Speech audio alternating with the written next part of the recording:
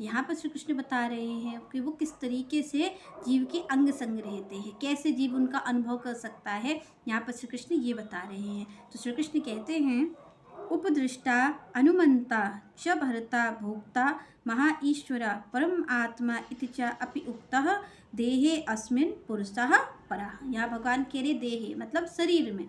यहाँ पर श्री कृष्ण ने कहा कि मैं शरीर में ही निवास करता हूँ। श्री कृष्ण यहाँ पर ये भी बता रहे हैं कि मैं शरीर में निवास करता हूँ। मैं किस जगह निवास करता हूँ? मैं हृदय में निवास करता हूँ। इसीलिए कहा जाता है कि भाई कभी भी किसी के हर्ट नहीं करना चाहिए दिल को। कभी कभी आप और हम ऐसा कार्य कर देते हैं जिससे किसी का दिल दुख जाता है। इसीलिए यहाँ कहा गया कि भाई किसी का दिल नहीं दुखाना चाहिए। क्यों? क्योंकि उस दिल में भगवान का निवास है। यहाँ पर श्री कृष्ण ने कहा मैं हृदय में निवास करता हूँ। तो कभी आप और हमसे भूलवश भी ऐसा कोई कार्य ना हो जिससे किसी व्यक्ति का दिल दुख जाए, क्योंकि वहाँ पर भगवान का निवास है। तो यहाँ पर हमें ऐसा कार्य नहीं करना चाहिए। तो यहाँ पर श्री कृष्ण ने बताया कि मैं शरीर में रहता हूँ, उस जीव के अंग संग रहता हूँ। किस रूप में? तो यहाँ पर श्री कृष्ण कह रहे हैं उपदृष्टा।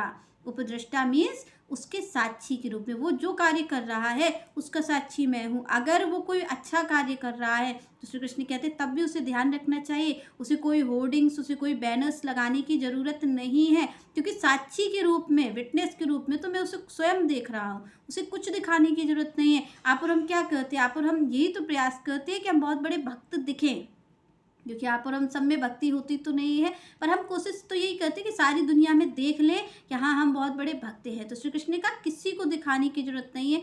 क्यों नहीं है? क्योंकि जिसकी भक्ति आप और हम कर रहे हैं ना, वो कहीं दूर नहीं है। उसको कहीं आपके होर्डिंग्स, बैनर की ज़रूरत नहीं है, पैम्फलेट की उसे ज़रूरत नहीं है, क्योंकि जो दूर होता है उस तक सूचना पहुंचाई जाती है, पर जो आपके हृदय में निवास कर रहा है उससे तो कुछ छिपा ही नहीं है। तो श्री कृष्ण ने कहा कि मैं उपदृष्टा हूँ, मैं यहाँ पर सबको देखने वाला हूँ, सब कार्यों का साक्षी हूँ। तो यहाँ पर हमें इस चीज़ को भी ध्यान रखना चाहिए, जब हम कोई कार्य करें अच्छा तो हमें ये पता होना चाहिए श्री कृष्ण की दृष्टि में ही ये कार्य हो रहा है। और अगर आप और हम कोई गलत कार्य भी कर रहे हैं, क्योंकि अच्छे कार्य पे आपको बैनर्स छपवाने की ज़रूरत नहीं है, आपको कुछ दिखावा करने की ज़रूरत नहीं, क्योंकि जो जो निर्णय लेने वाला है वो आपके अंदर बैठा है, साक्षी बना हुआ है आपके उस कार्य का। इसके बाद दूसरी बात ये है कि अगर आप और हम कोई गलत कार्य कर रहे हैं, अगर हम कोई गलत कार्य कर रहे हैं या किसी का अहित चिंतन कर रहे हैं हम, या कोई चोरी का कार्य कर रहे हैं, कोई भी हम कोई गलत कार्य कर रहे हैं, तो भी हमें ये ध्यान रखना चाहिए कि भगवान ने ये कहा है कि उपदृष्टा, मैं देख रहा हूँ,